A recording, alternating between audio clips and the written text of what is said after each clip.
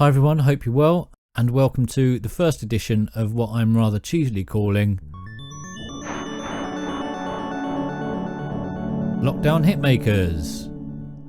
Why Lockdown Hitmakers? Well, like a lot of the rest of the world, I'm currently in lockdown, and I've asked some people to make some music, or maybe even a hit. So the idea is this. I put a message out on social media, and some amazingly talented artists got back to me. We met up on Zoom. They all got together in pairs, one vocalist and one producer. They went off to write a track together, and after a few weeks we all got back together and shared our tracks with each other. And now they're going to share them with you. So let's see what happened. So, DeKoningTan, is that what I would call you? Yeah, DeKoningTan. I mean, yeah. And your own stuff. So that the album Fleeting, I was listening to it.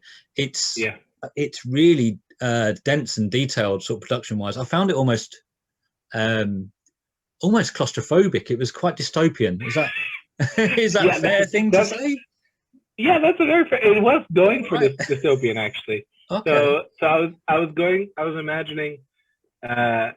So it's sort of a concept album. I didn't really even realize what a concept album was till somebody else said, "Is this a concept album?" And I went, "Oh, hey, you're right. This probably is a concept album." And you're going to be working with Emil. You're in Thailand. Emil's in Vienna. Hey, Emil, you're all right. Cuba. Yeah, that's my alias, I guess. And I've been making music like around a year ago, for around a year, I think.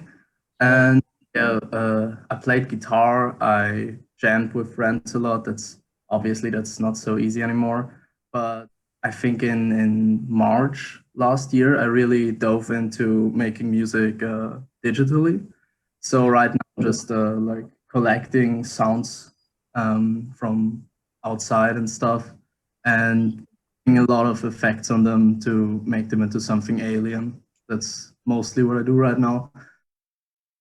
Thomas, hey, over there in Netherlands. Nice to see you. From Utrecht, the Netherlands. Okay. And, yeah, I've been making music for quite a while, and will soon be releasing, this year, I guess, somewhere, an album worth of tracks.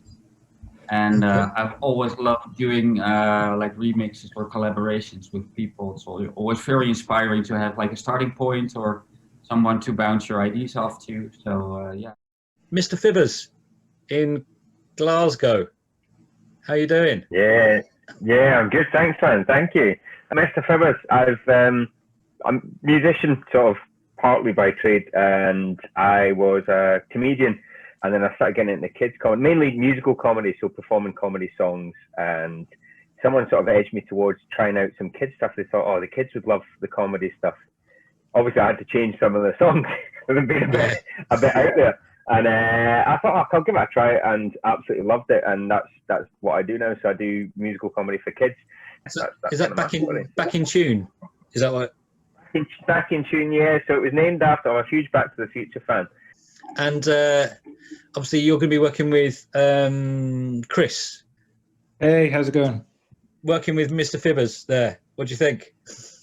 Yeah, I'm looking forward to it. I love. I think it's a good match because I love the humor in music a lot, and yeah, I have a 2-year-old daughter, so kids' songs is what I'm all about at the moment. So I'm looking forward to this, definitely. Cara, you're from Illinois? I am from Chicago, Illinois, yes.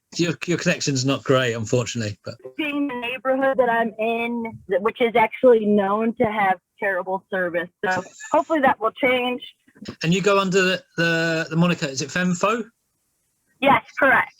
Okay. I'm trying to, with that moniker, stake a claim for women in this industry, which I feel is, in terms of the auto engineering side, very tilted. So, yep, that is my whole brand and name. And how would you describe your music then? Big question. I would describe it as ever evolving. I certainly started in a place exploring musique concrète, found sounds, and Foley method. But I would say it's evolving into something a bit more electronic. I got my start as a guitarist and singer-songwriter starting at age 12. And I played a lot of rock and folk most of my life. And then I went to college and I started studying music technology. And then that's when I started to do more electronic stuff. Very interested in turntablism and sampling as well. So as part of the project, I asked some of the artists if they could give us a little insight into how they come up with ideas and perhaps some insight into their production techniques. So let's have a look. Hey, this is Trailer. I'm just going to do a quick overview here of the production behind Screen Time that I wrote with Mr. Fibbers.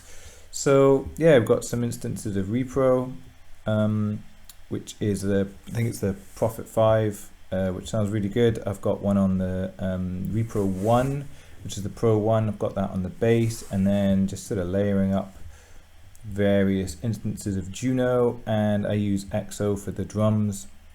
There's not really much processing on any of this, just keeping it quite kind of simple. And then just kind of doubling that lead line at the top, so it's kind of playing in harmony. Got these two lines. The middle 8. I've still got some vocals somewhere in there which I need to take out, but yeah, that's the production. This is Gersum of DeKoningTan. This is me recording the heartbeats at the end.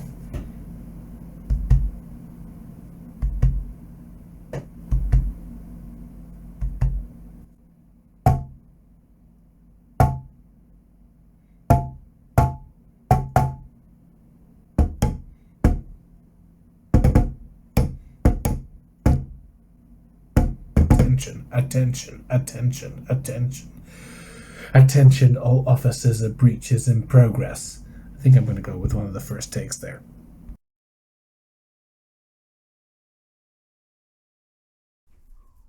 While Thomas showed us his working techniques and introduced us to his little friend.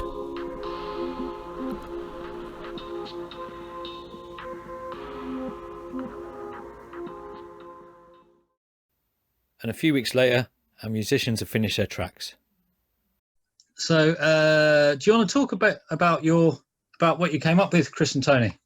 We got on a call. I think it was a couple of days after the first meeting. I was really excited to be paired with a comedy songwriter because, yeah, I was like, that's a really good pairing. I thought it was quite interesting because as soon as we started chatting, lots of ideas started coming out, and I sort of pitched this idea like Screen Time, you know, Mr. Fibbers being like kids songs, lockdown. One of the things you hear a lot from parents is the amount of time that kids are spending on their screens.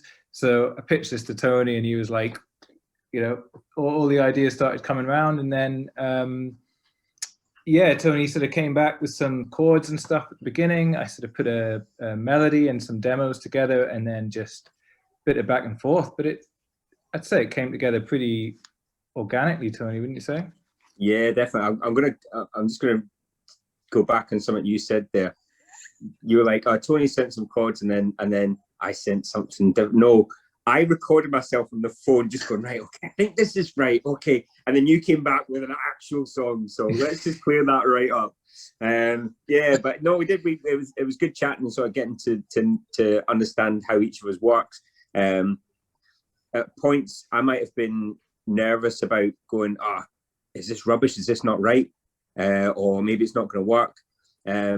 But the response was always like, this is great. And it was the same when you bouncing back to me. We're like, cool, this is awesome. Maybe we could change that. And we worked so well together, which considering we don't know each other was just like, it was really cool. I can't say anything else. It was great. That's amazing to hear. That's really cool. I think that really comes out in the track, actually. Listen to it. It just sounds fun. Should we have a listen? What are you doing? Why are you watching people opening boxes on YouTube? What is the point in that? Do you know when I was young, we never sat in front of the screen as much as you do.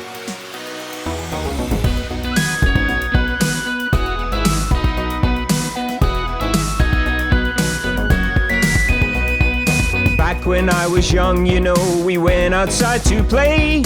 To get our kicks, we'd knock a door, then we'd run away. We only had 4 channels that were for our eyes to see, until Channel 5 appeared. Then there was live TV. Screen time. I have to tell, screen time. You're starting to scream. Screen time. It's all you're doing, screen time. Even when you're pooing. We got told our eyes would go square if we spent more than 1 hour looking at the screen instead of having fun. Catch up meant running after friends, kept you warm if it was chilly. YouTube was a name you'd call your friend if they were being silly.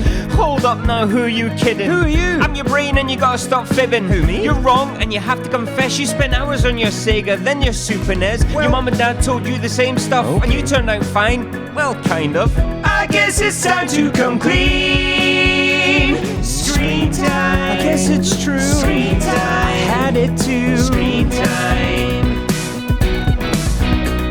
Screen time. Okay, it's great. Screen time. Just moderate.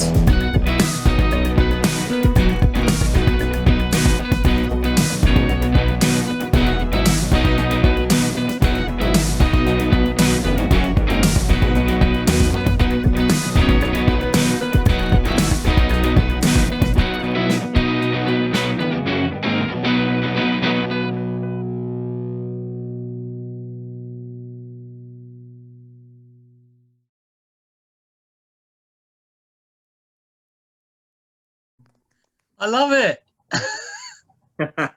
Thanks so much. I love it. It's great. It's brilliant. I think, Chris, I said to you that the production does actually seem, even though it does seem simple, it's clearly quite dense. There's a lot going on. So, yeah. Yeah, that's a good and a bad thing. With that stuff, you always, I suppose you want to try and sort of keep it minimal.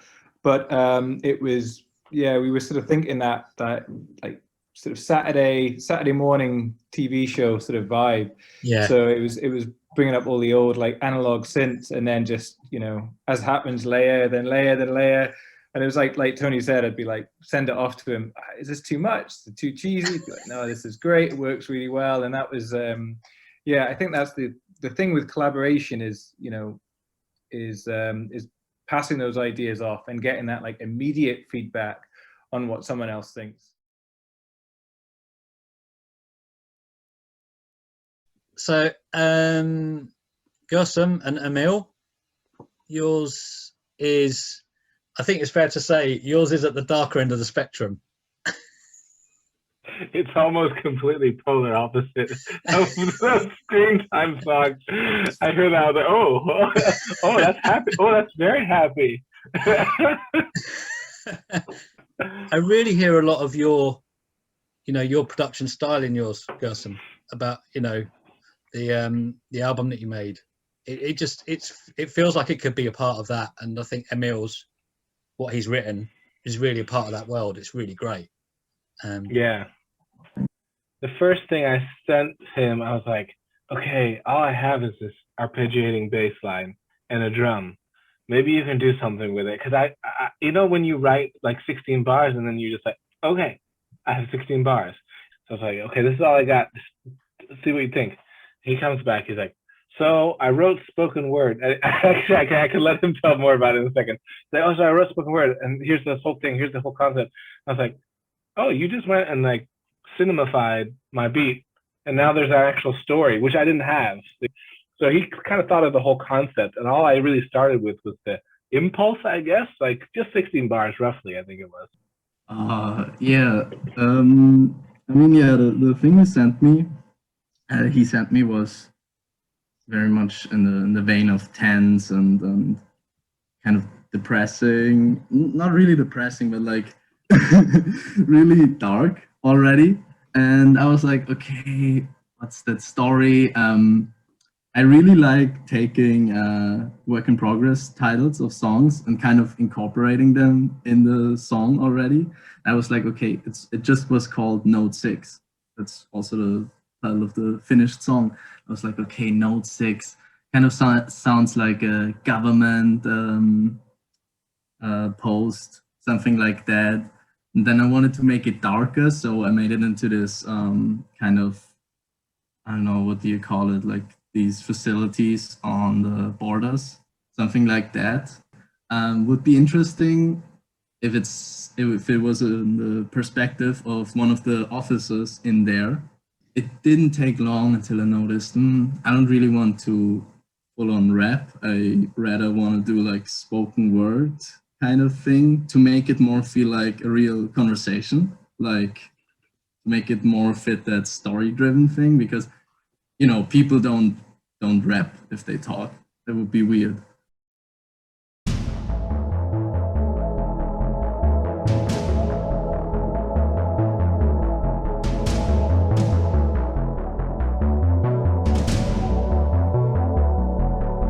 Unit 5, Note 6, reporting back for duty. The strategy of schooling is proven to be ensuring. They think now that they learned the tongue, they're soon to be moving.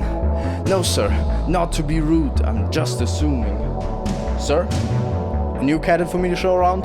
Yes sir, I'd be honored to show him the grounds. This way, follow me. Don't say no more, I know that look on your face. These people in cages is a crooked display. You lost your badge? That's a rookie mistake. Just book in your name and take a look around the place. Security is tight. Sometimes I don't know if it is day or night. Best advice, don't ask questions, believe and thank me later.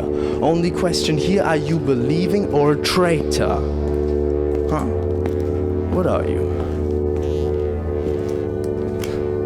Just kidding. Hey, focus, don't look them in the eyes. Don't humanize, keep away from fights. It's like flies killing flies, right? Besides, I remember my first day in the note, when this bloke took a hold of my legs. Told me he was a dad, I told him to relax. He grabbed me before I even had the chance to crush his dirty little hands. He never said goodbye, but he sure put up a fight. The kid? Oh yeah, I guess the kid is fine. As fun as you can be when you're chased into the wild. You kind of got his eyes. Wait, he said, see, it's been a week since you arrived. Attention for officers and breaches in progress. Attention for officers and breaches in progress. Attention, attention, attention, attention, attention, attention, attention, attention, attention for officers and breaches in progress. Attention for officers and breaches in progress. Attention for officers and breaches in progress. Attention for officers and breaches in progress. Attention, breaches and officers in progress.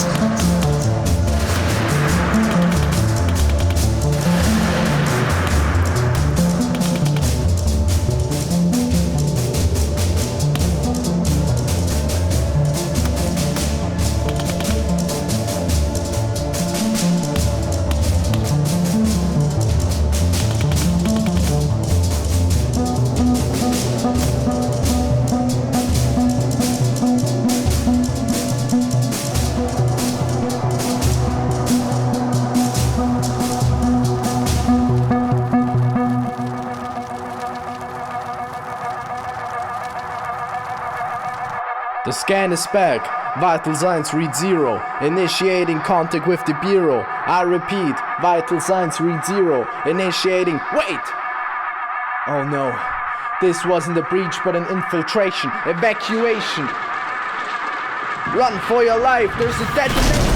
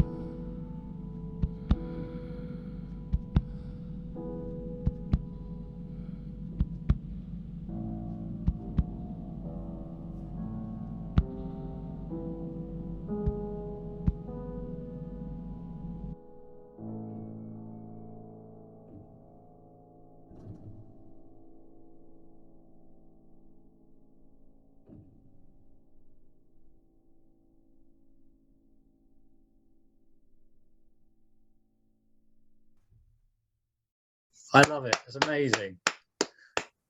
It's so deep. There's so many layers to it.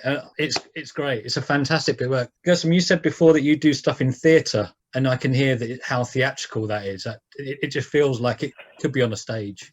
That. Yeah. I definitely. I mean, I tend, one of my friends said, "Wow, your alarm bells are very Doctor Who." And I was like, "Well, yeah, thank you." A little over the top, cheesy.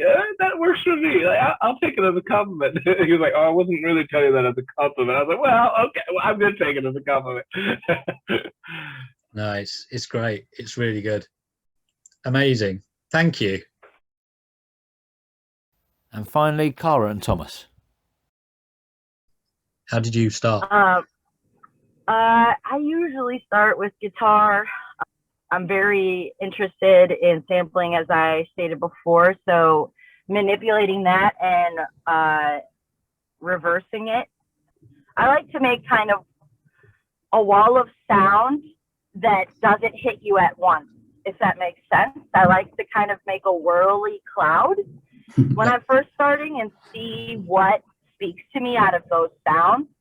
And so I sent that to Thomas, and he came up with this very cool progression that didn't have much swing to it or groove to it, and it was very like sterile and metallic and industrial. And that kind of clash, I think, was fun to run away with. So to me, it kind of, I don't know, Thomas, if this ever crossed your mind, but it kind of started to take on some and weird Radiohead elements, which was something I was trying to also, and I think subconsciously bring into the song.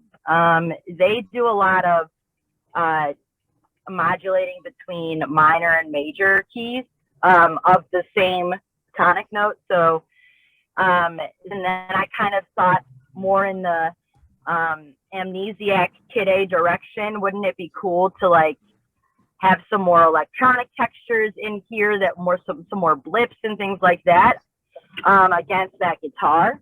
And then it just kind of started to evolve into what it is now.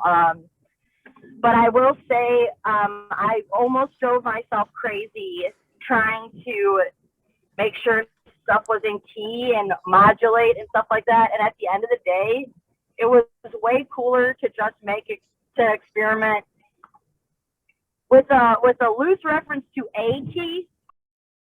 I just started out with a random idea, and I didn't want to plan ahead too much.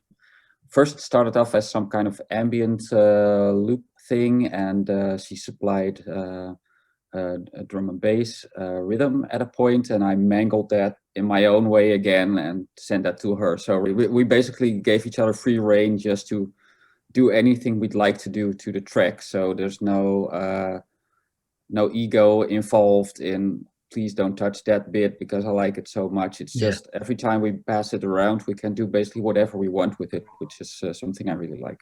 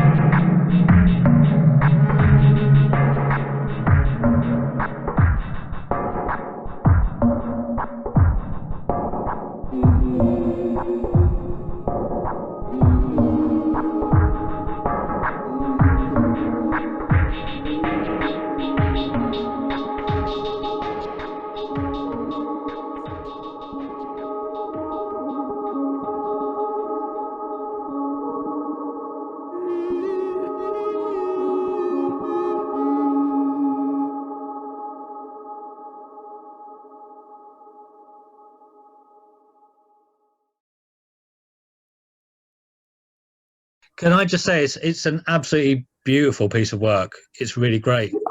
Thank you. It really. Thank you. There's obviously artists that I can hear in there like Burial, and you know, I know Thomas, you're a big sort of Photech fan, but it's got this thing in my head. I have this like, it's almost like a genre. It's called like sort of subway noise or something, and it's like driving through an underpass like at 2 o'clock in the morning and the lights come past, and it's that sound. You've absolutely nailed that sound that I have in my head with this. It's beautiful. It's really, really great. Thanks, man. But that is flattering to even hear someone say that it resembles something else that is noteworthy. That's great. To me, I think the abstract pieces you never